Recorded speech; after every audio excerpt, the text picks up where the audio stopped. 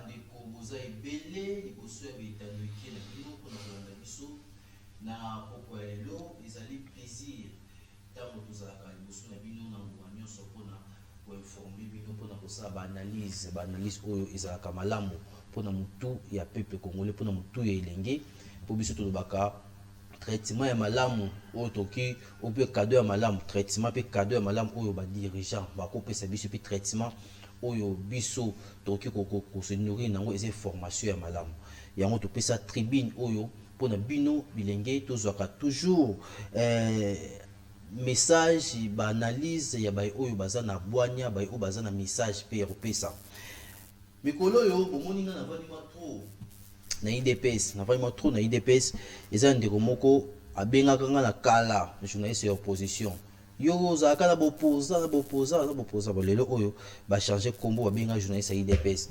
Pourquoi navandi na IDPS? Parce que IDPS ya parti oyo et faire rêver biso ya trop et tangisi biso politique nga etaki mopandisa ngo na bande ko couvrir activité IDPS na ebe état d'esprit ya bai o bazaki permis na papa Etienne Tshisekedi wa Mulumba na état d'esprit ya papa Etienne Tshisekedi wa Mulumba et mort de reste mémoire.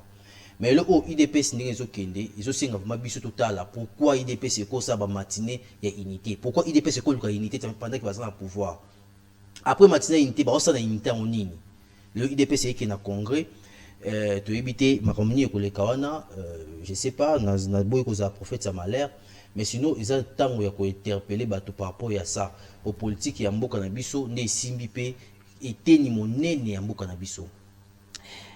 Papa Yamba azali moto représenté te na etando ike azali moko o na kati histoire ya IDPS to représenté te na yende invité na biso ya poko ya lelo to beta na masolo ya congrès parce que to beti na tangi komba IDPS awa mais to beta masolo ya mboka to kolobela makambo o ba accord ya Washington to kolobela sortie médiatique ya suka awa ya Corneille Nangaa, c'est pas je peux dire moi na mboka ou rebelle Corneille Nangaa mais vous comprendre quand même to la sortie médiatique na o le qui fédéralisme to kolobela pe également problème où ils ont régné au pays na vendre à un certain moment na ba province na biso plus de province ya Congo central ils province ya pembeni et Kinshasa ba désordre entre ba députés na gouvernorat ba députés provinciaux na gouvernorat, ce sont des choses de remettre peu quoi analyser mais on belé à Koloba parce que ministre intérieur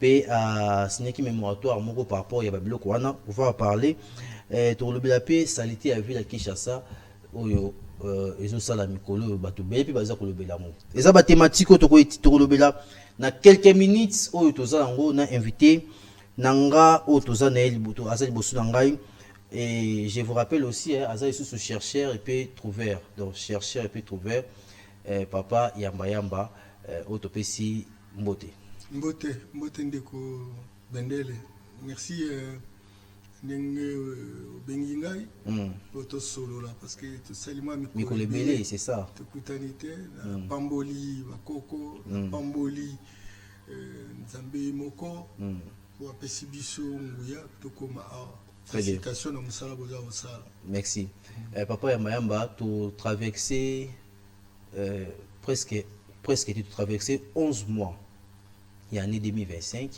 année 2025 les années autokota qui on a na mbutu makasi kotoyo gome kei kotoyo bande kubasa kolela et avant ça na décembre 2024 mokonza boka annoncaka 2025 les années autres qui ne peut réviser constitution révision ou modification de la constitution mais il est changé bongwani komi na babitumbati nga eteni ya mboka esimbami lelo auto consommer 11 mois to ko dernier mois ya année 2025 pour to 2026 année oyo analyse ni ko sala na maima sur les kina kati année 2025 to qui déjà na suka na yango.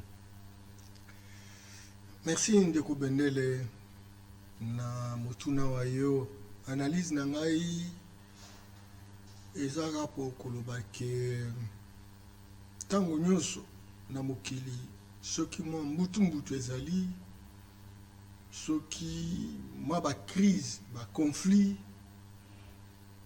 c'est que quelque part vous avez préparé moi bomo kitoko na mikolo koya. Très bien. Encore que ba nyonso o baza soumis na exercice wana baza na conscience ya koyeba ete aweza malamu aweza mabe totika mabe topona malamu.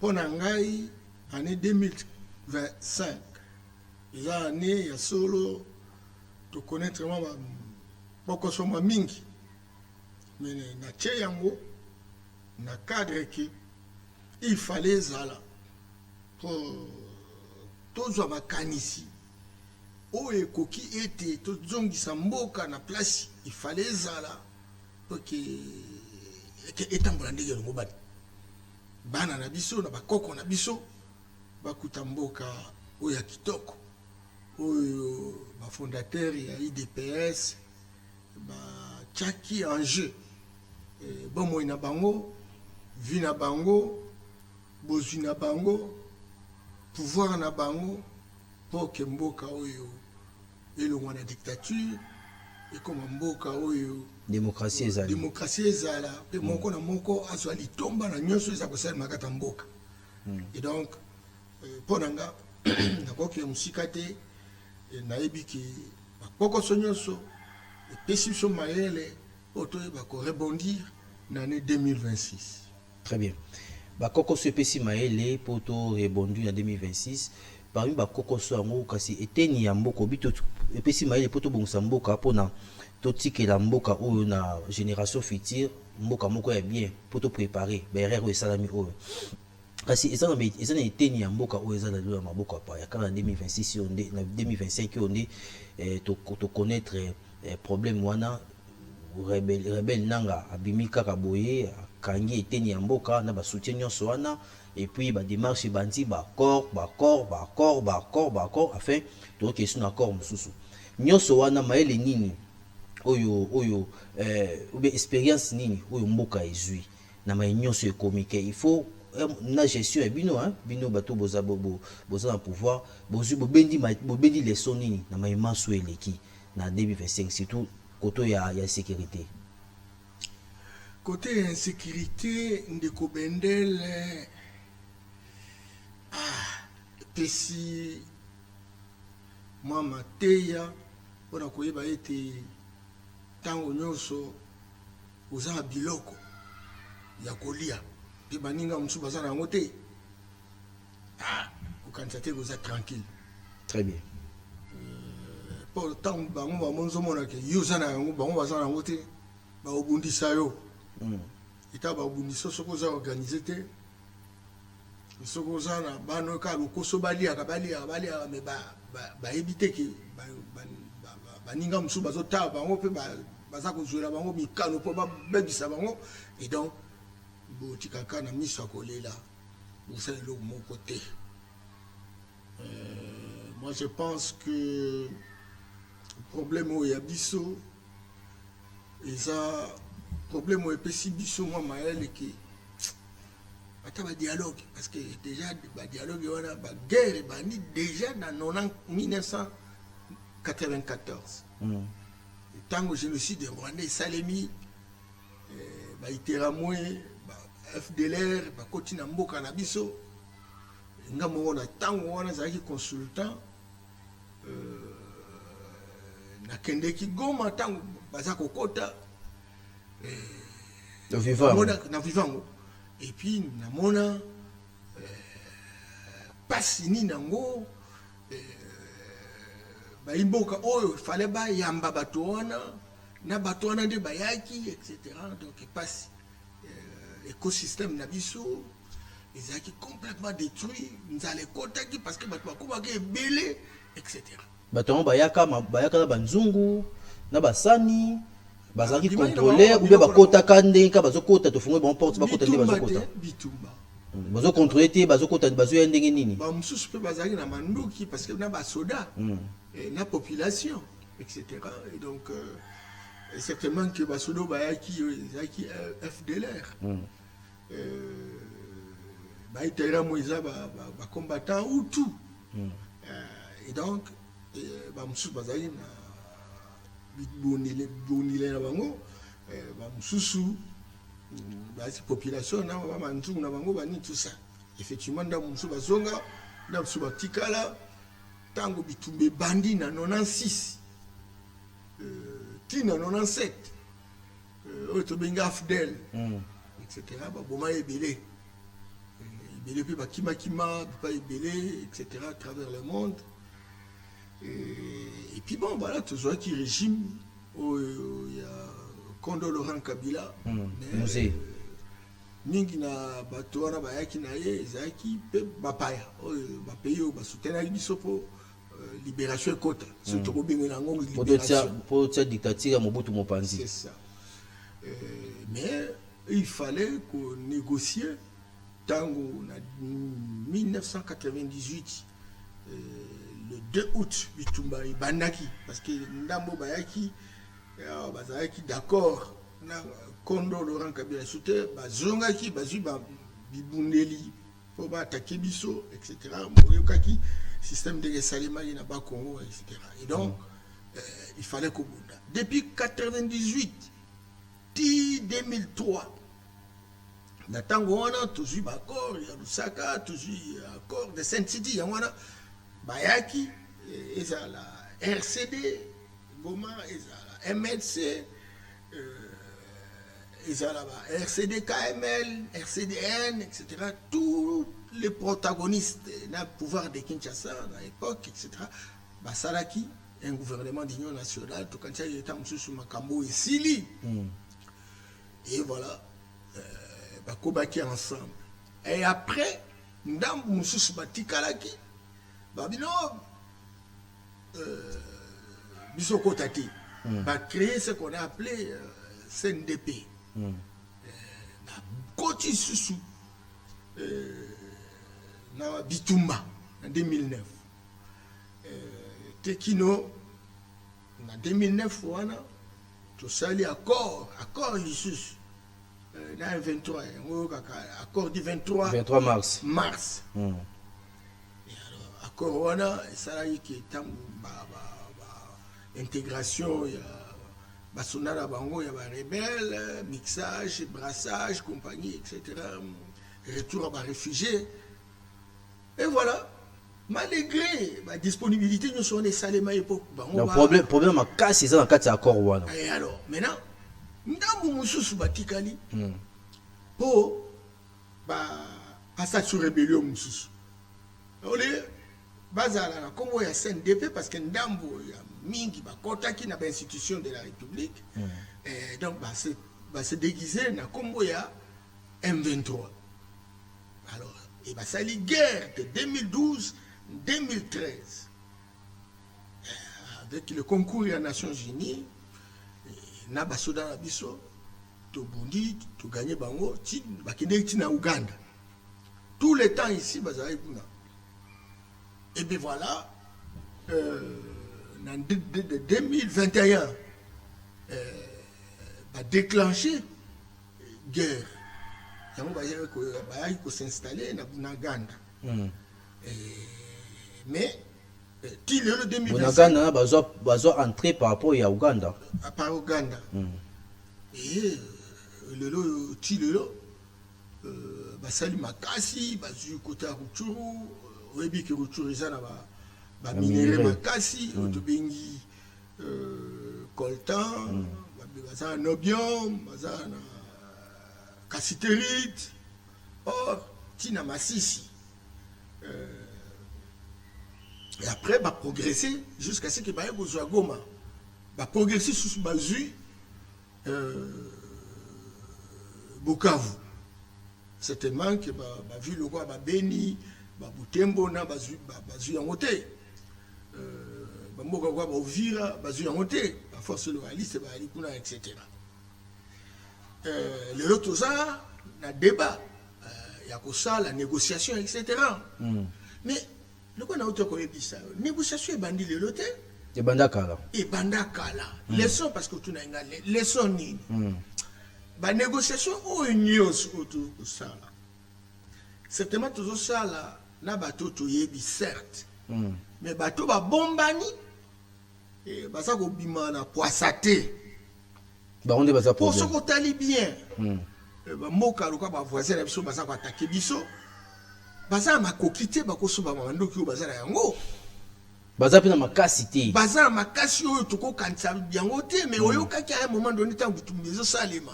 Baza ba bino Rwanda kutu azana ba nduki moko donc sophistiqué o biso même biso Monisco incapable pour na ko maîtriser bon. Imagine bazoa ya mundeni. Biso ça na budget il y a 18 milliards. Bango baza na budget il y a 3 milliards. Bango baza na PIB il y a 14 milliards. Biso ça na 70 milliards. Comment serait-il possible bango bazoa ba matériel o eza sophistiqué o bango bako déstabiliser biso peut ko ça le côté. Et puis biso za ba richesse et belé. C'est que très clairement bato mususu baza na sima yango moni tango tozoluka tozolobela nazomona ba communicateur nyonso bazoloba papamba tango tozoloba problème ya persistance ya crise na est il faut toyeba déjà que tozana 3 acteurs acteurs ya liboso oyo baza ko téléguider baza robotiser bitumba oyo eza ba acteurs internationaux otobengi ba vautour ya ba puissance d'argent au travers ba multinationales au bazan a besoin ya ba minéraux na biso au ba boy ko négocier na gouvernement central mais ba keka ozo magui ozoaka na ndenge ya mayuya ozomona donc ba batami tout ça na deuxième acteur eza ba pays où il y a sous-région ba voisin na biso ba bina lompoto babi on peut tout changer mais on ne sait pas changer la géographie. Rares sont des pays qui changent de frontières ou d'adresse. Et donc, ils ont Rwanda, ils ont Rwanda, ils ont l'Ouganda, ils ont la même Burundi. Ce sont des pays voisins. Ce sont 9 voisins. Tu peux changer la frontière Rwanda. Tu peux changer la voisin. voisin naturel. Voisin nabiso, baza makoki loko nabisoté. Moi jalousie wana. Et donc jalousie zali, mais bazo linga dio ba profiter, ba lingi pe mobule za tango nyoso et pas nabiso. Pour profiter. Et comme la puissance, la voiture, la multinationale, a besoin de minerais, a besoin de payer, ma voisin à Bissau, ou Binzela, ou place Makambé. Utiliser le quoi, sous-traitant, commissionnaire, courtier, pour pas minerais. Les sommes sous et Zali, qui au-delà, il y a des pays de la sous-région, tous les Congolais.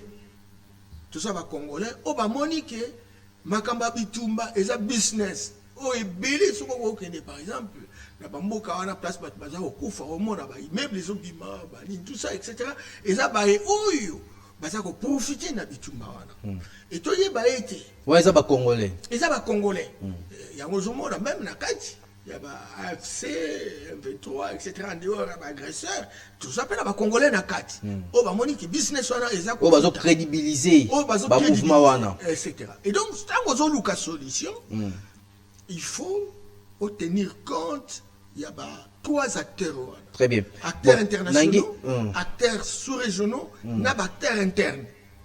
Et au Luka, panier, il y a résolution. En direction, il y a des acteurs internes, en direction, il y a des acteurs sous-régionaux, en direction, il y a des acteurs internationaux. Ce qui vont voter, donc, pour ça, la carte de bandit, tout ça, M23, etc., na banza, citation. Ozomi mabiso mozindo makasi, kasi ngana lingaka te beta to le kabetap. Eze loko moko bolobaki na ngi tozomi na mo muki apoto ya siko na mambo artère oyo. Il y a 3 artères oyo bimisi. Olobi otai beti solo ya CDP, beti solo ya création, ya CDP, beti solo ya création ya M23, mouvement 23 mars, olobi solo ya AFCT, mais na baki si on peut na kati po yango pe oti ko za créer na ne oyo, tozo si ça. Ba création ba mouvement nyonso wana eza na bit. Eza pe na objectif. Oyo objectif ezaki basa l'accord ya 23 mars, ba koti misu ba koti na gouvernement, oyo ba sepe koti na gouvernement eza makambo oti ko loba, eza histoire. Bango bazongi isusu na kati ya bitumba eza stratégie stratégie au monde même menace de l'eau sololi etc. bamususu baondima bakota encore que misusu baolinga baotika bakontinue isusu bakontinue. Alors idée ndeko na nga Ndendele en fait il faut toyeba ete na agenda international balingi Afrique lelo ezana 54 états ezaki divisé sans tenir compte d'aucune règle.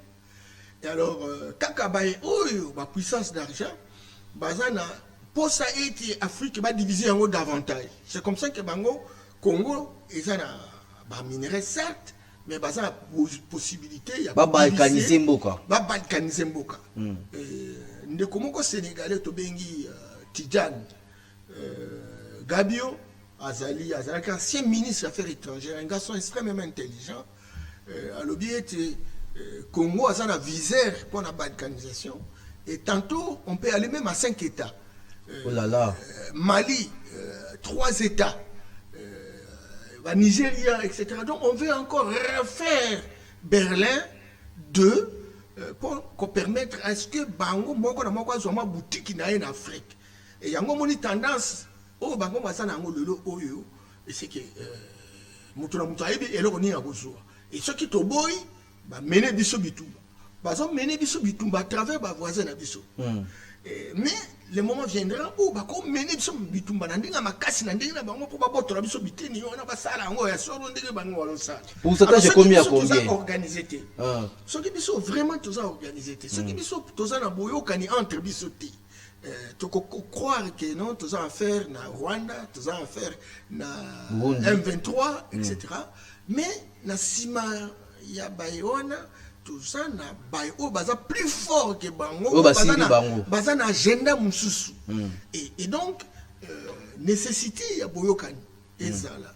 Pour Congolais nous sont raisonner que non, tout ça en face il y a menace et ce qui menace biso banso tous ensemble était pour défier en côté et donc to kolongate ba ko réoccuper mboka na biso et kozala tout n'engezaki pourcentage ya balkanisation comme na niveau nini oyo soto bito kini na ikanisi ke bandeko bazana sima ya bazo tia bakoni pona mai oyo sama na Congo bazana posa moko kabona pourcentage ko koma combien lelo oyo na sali étude te pona ba pourcentage parce que ça question la statistique mais je voudrais simplement vous donner juste un exemple ndenge Salemagi par exemple na Soudan na Soudan bayaki na idée que non Sid côté ba noir bazo souffrir etc celle barabe côté à nord bazaki malam etc et que ba pousser ba noir ba se révolter et ba pied bango ba manduki bibundeli etc jusqu'à ce qu'à un moment donné ba koma qui était ba séparé nord na sud le nord tous état mais bango wandago viser sud parce que ils ont quantité de pétrole au bango bazaki nango besoin na est le kola tolobai était ce qui négociation et salemi babendi nombre ya bato bakoti na Congo négociation salemi babendi nombre mususu o babengi toujours les éternels et réfugiés. L'idée c'est quoi? C'est que d'augmenter, parce que nous avons aussi un conflit communautaire dans l'Est et en Mboka. Et donc, tant que ça peut augmenter le nombre de par exemple, filière rwandaise, augmenter, et comme déjà, commis millions. Alors, comme les Congolais, ils ont makambo wana ndenge zo salima bakozala na motema malamu pona bandima bandeko na bango wana te. Et ce qui va se passer, c'est quoi? C'est que bango bakosenga na Nations Unies pour bakoma un état. OK. Bino biso en tout cas tout ça la sécurité to koma état. Et yango wana ozongo na stratégie. Oya que chaque fois batika solde baye ndamsu batikali baye ndamsu batikali. L'idée c'est que souka. Donc parti wana ekoma un état. Et donc mais ceux qui partent comme état ils manquent à gagner pour la République démocratique pour bien entendu et comme état ndengenini parce qu'en réalité ndeko Bendele dans cours il y a histoire et occupation coloniale il faut y être que ce soit le Rwanda, que ce soit le Burundi, même une partie de l'Ouganda, ils allaient qui congolais. En 1885, la conférence de Berlin, discussion salement pour le problème Rwanda dans Burundi, ils allaient considérés comme étant Mboka ya Congo. 45% il y a parti, il y a Ouganda, ils allaient congolaises. Tu vois? Et donc, tout le Rwanda, Tangoana, ils allaient le royaume Congo, etc. Et roi Léopold II a occupé l'espace Rwanda Nyonso.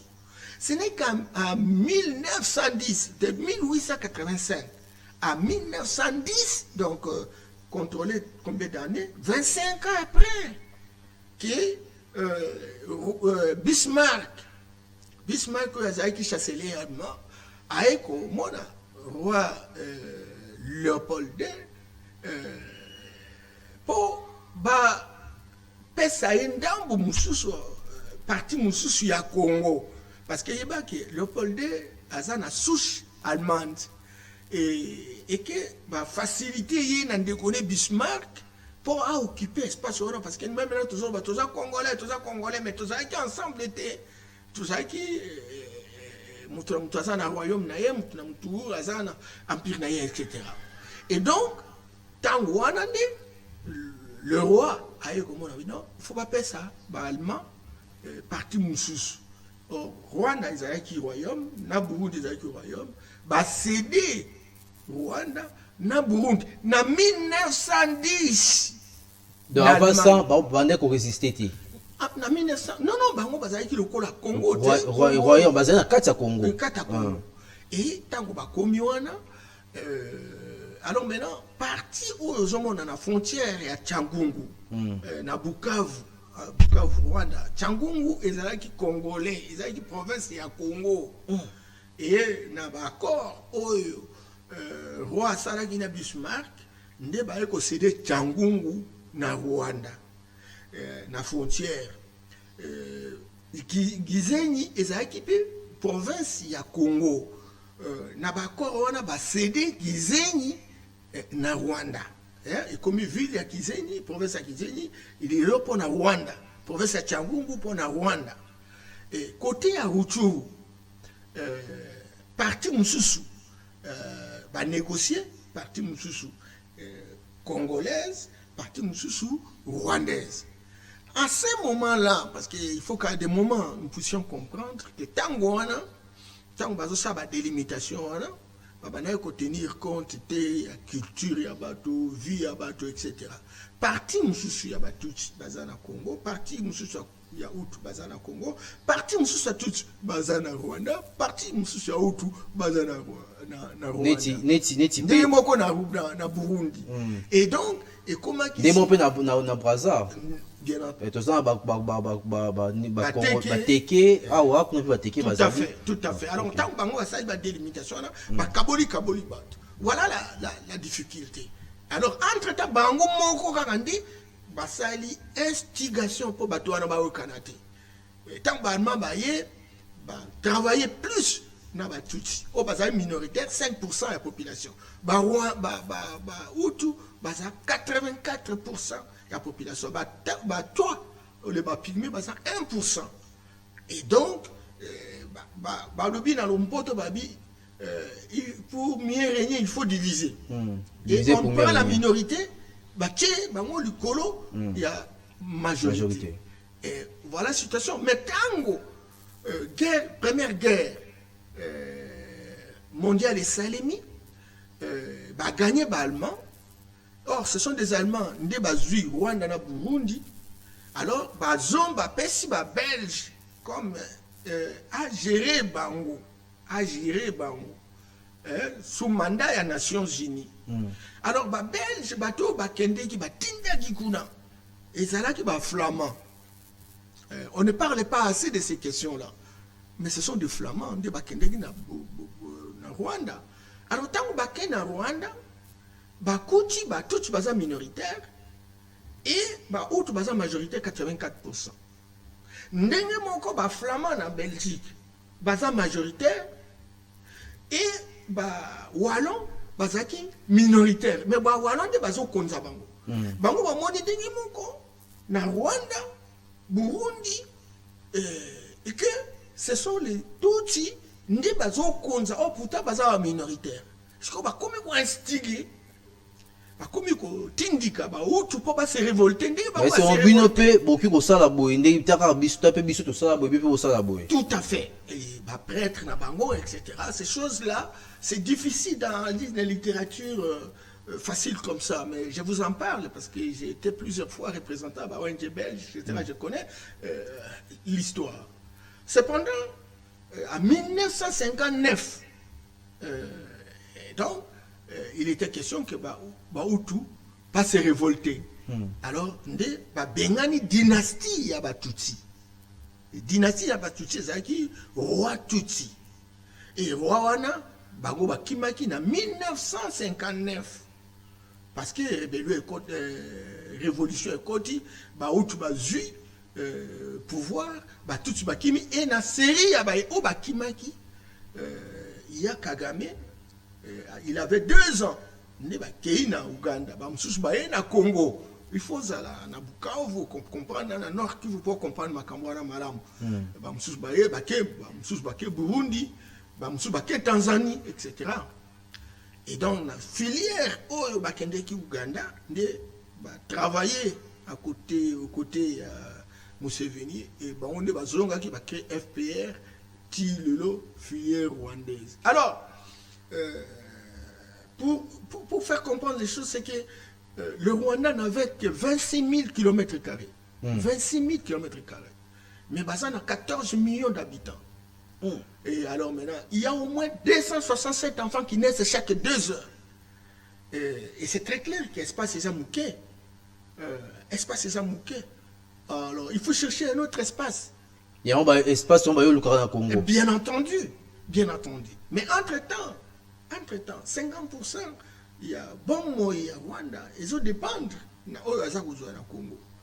Et donc, ceux qui ne par exemple, et Kati, c'est que Bongo, il y a Rwanda. Alors, c'est comme ça que c'est une question de vie. Rwanda pas ça de richesse. Rwanda, ça a quelques richesses parce que tout ça, même nappe, net par exemple, gaz, méthane, on va produire électricité. Et ça, quand on a la Kivu, tout ça, même nappe phréatique, même nappe. Alors maintenant, la même nappe, on a ça l'exploitation, sur notre salité. Mais les chercheurs disent que l'exploitation, on va ça là, on va pomper même dans côté de notre urbanité. C'est très dangereux et c'est aussi un motif où il faut créer la guerre. Parce qu'effectivement, quand la frontière, il y a exploitation. Et donc, Naloba, que le Rwanda a raison, mais tango, Mondele a mon ami, et que Mondele a besoin, il y a des richesses nabiso, et il y a zolé Kanaxima Rwanda. Et Rwanda, comme Bana Nabiso, Bana, moyen qu'on ait des classes heureusement qu'avec la gratuité, mais gratuité, ça ne fait pas longtemps, c'est avec le président Félix Tshisekedi. Et donc, Bana Belé, Batika classe. Tu belé, ça va fonctionner. Même aux fonctionnaires, mais avec quel salaire pour battre la bombe, au là-bas, au Tinabangon école, au Tinabangon hôpital, au salle allongement, etc. Et donc, tous ces enfants délaissés, désespérés, commis par élément de recrutement pour ma capitale, groupes armés. C'est comme ça qu'on a donc plus de 200 groupes armés pour intervenir dans la carrière pour de manière artisanale, minerais, on dit que Rwanda côté kaka yango a pris bas, yango ba puissance ba multinationale bazoya ba ya ko somba yango na prix très réduit, ça ko financer bango etc. Et donc vie commune normale, même ba congolais musu bazo profiter na yango parce que pour exploitation non, ils n'ont pas du travail. Ils n'ont que ça comme travail, etc. Et donc, au point où... Et comme il commerce. Et comme il commerce, c'est un business. Qui est même dans Bukavu, qui est même dans Bukarana, au monde là-bas, immeuble, autour de lui, Erni Nango, Bitumbezali, Erni Nango, Tonga Biloko. Très bien. Mutuna Ngezali, Papa yamba yamba. Na tango nyonso makambo nyonso oti kobeta o. Dans ce temps-là, tozui ba régime ou troisième régime. Ba régime toleki nango ebele, tozui ba kambi ebele, tozui pe batamayele ebele, ba professeur, ba na kati ya na gestion ya mboka. Nini oyo gouvernement sali, ba gouvernement tozwa et ça là pour kotia kimia mo durable, kotia point final na kati ya makambo. Oui, moi j'ai l'avantage d'avoir été au Rwanda. Avant démocratie, il y en a 90. Okay. J'étais au Rwanda dans les années 80. À un moment donné, j'ai eu la sympathie d'un professeur qui était professeur à l'université de Butare, et qui m'a pris parce qu'il m'a trouvé assez intelligent. Il dit non, donc il au travailler à Butare. Sauf que je fais juste un mois parce que je me dis, je suis venu pour faire autre chose que ça. Et voilà. Donc, il y avait du calme. Le président Mobutu, le président Habyarimana, ils étaient très serrés, très liés, des amis en profondeur. Le Congo, Banoyo, il y a Rwanda, Ezala Tutsi, Ezala Hutu, Bamana Woya Kotanga na Congo. Bamsou bazo ke Lumbashi, Bamsou baza à l'université de Kinshasa, Bamsou baza à Bukavu na Yes. À cet temps-là, réclamation mo ezala quitté. Et réclamation ezala quitté parce que boyo kan ezala ki. Et certains d'entre eux bamana gozwa bourse. Mobutu appelle ça bango ba don. Et à l'époque d'Habyarimana, parce qu'on parle de moins en moins, Habyarimana, il a organisé les choses. Baza na culture. Habyarimana c'est ma culture. Il y a organisation. Au syndicat classe, jour où il y a place qui pour nous salam sala. Ok. Et tant qu'on a la population il y a mingité. Le lot, la population s'est augmentée, l'espace s'est réduit. Et alors maintenant, les moyens. Et ça un miracle nini d'après l'analyse nayo, et ça un miracle nini Mobutu a longaki pour maîtriser le président de Rwanda à l'époque Habyarimana. Bon, président, il y a pas que Rwanda à Longaki parce que vous savez que le Rwanda, biso tous la télévision depuis Kala parce que j'étais là. Mais bango basoma sur télévision parce qu'Habyarimana lobi pourquoi avoir une télévision au moment où nous n'avons pas encore rangé toutes les routes, au moment où nous n'avons pas encore rangé les logements de la population, etc. Très bien. La télévision pour nous amener la distraction, pourquoi faire? Vous comprenez? Donc, basé la base. Il y a un sens d'organisation. Effectivement, Kagame est envoyé à Kouti, il y a un peuple, malgré la rivalité, la haine et Koti, etc. Mais il y a un peuple qui était déjà disposé à travailler. Un peuple instruit. Alors Mobutu, à l'époque, c'était un grand leader. Dans la sous-région, vous savez que Kinshasa, Congo-Kinshasa, c'est la locomotive. En Afrique centrale, c'est le centre d'intérêt, c'est l'unité de mesure. Et Mobutu était auréolé d'un prestige parce que soutenu par les Américains, c'est que les autres sont aujourd'hui en train d'être embrassés aussi par les Américains, que ce soit, ça a commencé avec Museveni, aujourd'hui avec Kagame, etc.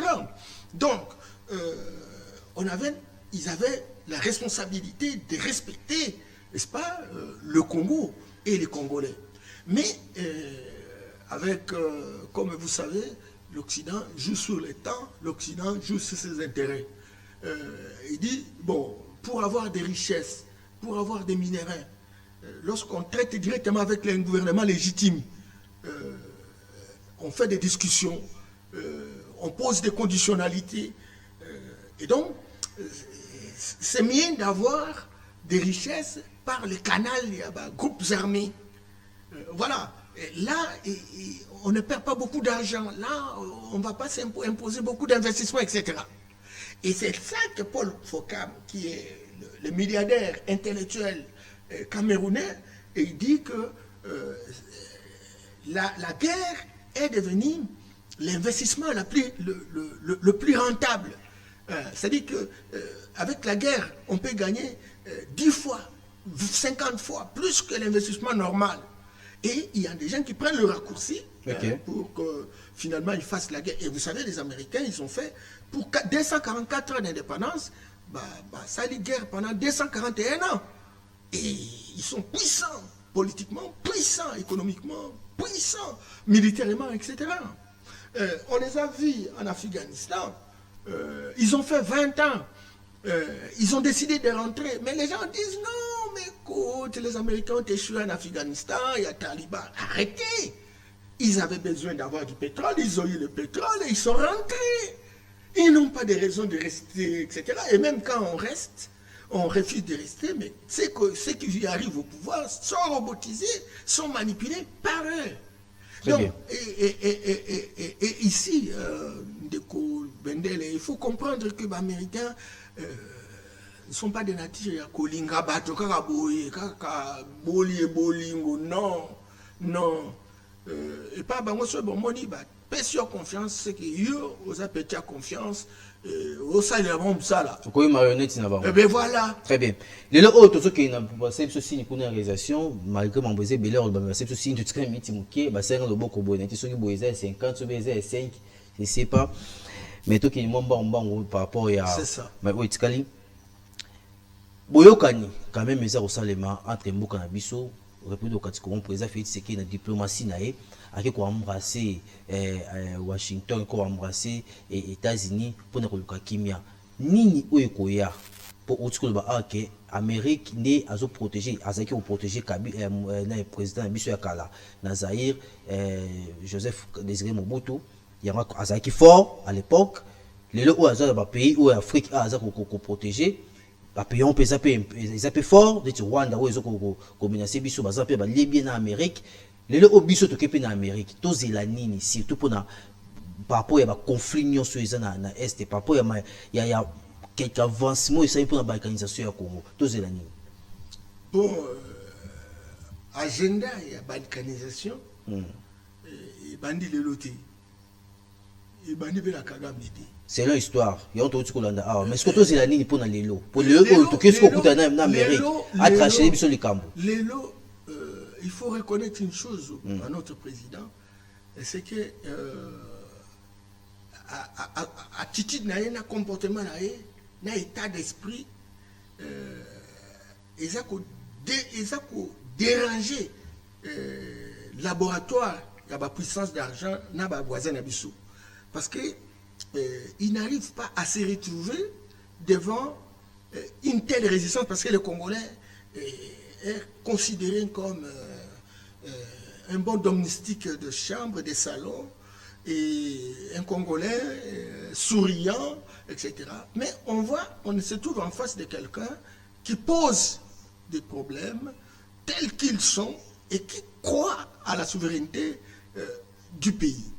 Et donc, les Américains, les Rwandais, pour revoir modèle Nabango a travaillé. Et ça, ils n'ont pas rencontré de résistance par le passé. Maintenant, dès lors qu'on nous accepte comme tel et que le Congolais n'est plus ce qu'il était, à ce moment-là, tu as un accord économique parce que la guerre, elle est fondamentalement économique. Okay. Alors, Bango Baza a besoin de minerais, Bissopé a besoin de vivre, voisin de Bissopé Rwandais, Ougandais a besoin de vivre. Alors, qu'est-ce qu'il faut? Eh bien, nous aurons des projets, ce qu'on appelle des projets intégrateurs, des projets fédérateurs. Tel pays investit à telle proportion, et à la fin de chaque exercice, on se répartit les dividendes. Voilà. Et ça, c'est important. Et c'est ce que nous pouvons bénéficier comme moi, il y a calme.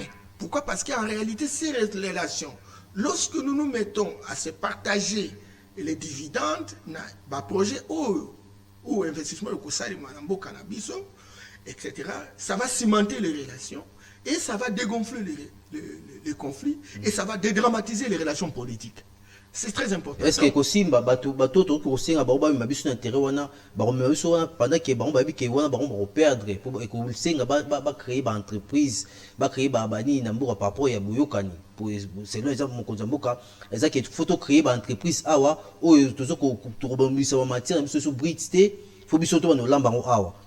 Est-ce que Baron Linga procéder, wana, pour procéder, wana, va perdre, belé, va gagner Mouké. C'est ça, et c'est ça justement le leitmotiv de la discussion. Parce que fait des routes, et ça qu'on prévoit effectivement ces discussions-là. On ne peut pas vouloir mettre en place des investissements qui, en réalité, dont la transformation se ferait au Rwanda. Pourtant, nous avons de l'espace. Pour quelles raisons toutes ces questions questionnantes vont permettre à ce que, bon, on trouve, tout en maintenant le cap pour la relation et s'améliorer avec le concours et les appuis des Américains. Et donc, mais il faut que le Congo trouve son leader, affirme son leadership autour de l'économie. Il ne faudrait pas que d'autres personnes commencent à décider sur son économie. Sinon, alors, ça sera... Mais c'est plutôt ça, ma casse, il faut imposer, pratiquement, ensuite, ma casse, c'était imposer, bien entendu, c'est comme ça qu'il faut que nous soyons tous sérieux. Même vous, qui avez des chaînes de télévision, compagnie, etc., vous invitez des communicateurs, ils sont là en train de crier à longueur de journée. Tout un peuple doit changer même sa manière de voir les choses, parce que si tout le monde est dans les TikTokers, dans les TikTok, dans le Facebook, etc., on prend tout ce temps, etc. Quand il y a des émissions d'apprentissage, des émissions qui permettent à ce que tout changer, bon, tout révolutionner, tout s'engager, les gens ne s'intéressent pas. Et donc, nous sommes victimes de notre propre turpitude. Nous sommes victimes de notre propre turpitude. Il faut qu'il y ait une révolution. Il faut repenser le système d'enseignement. Il faut repenser le système même de recherche à l'université, compagnie, etc. Et c'est ça qui va pousser à ce que nous ayons des hommes et des femmes qui méritent véritablement d'être respectés, mais qui méritent aussi de construire une dynamique vers le développement de notre société. Papa, yambaya batuko mina suka ya traité, mais aussi ça a été moi mboka connaît nanga. Autre ça sorti moko médiatique awa, alobeli marambo ya fédéralisme. Qu'attendez-vous par rapport à Moana? Et puis na le lengi o a place qui a na conteste o tous alelo. Oui, papa Bendele. Moi je suis de ceux qui pensent que débat, il y a gestion ya mboka. Ils ont salement autour ya bato. Oh Kabila, oh Tshisekedi, oh Mobutu, oh Nanga, oh etc. Il faut quitter ça. Fayoulou, Katumbi. Non. C'est de manquer d'intelligence que de focaliser le débat autour des individus. Et tant qu'on aura ce débat-là sur les individus, on n'ira nulle part. Ça, c'est la première chose. Deuxième chose, lorsque les hommes politiques commencent à donner leur point de vue, leur façon de voir, leur projet de société par rapport à ce qu'ils doivent faire demain lorsqu'ils accèdent au pouvoir, il faut leur donner cette opportunité pour que tout y est, qu'est-ce que chacun veut. C'est très important et ce débat est absent dans notre société. Nous ne prenons pas position en fonction des propositions ou des offres qui sont lancées par des hommes politiques. Et quand, par exemple, Nanga dit fédéralisme, écoutons, qu'est-ce qu'il veut? Et aujourd'hui, quel est le niveau de faisabilité de ce qu'il lui propose? Et à ce moment-là, nous allons tirer une conclusion.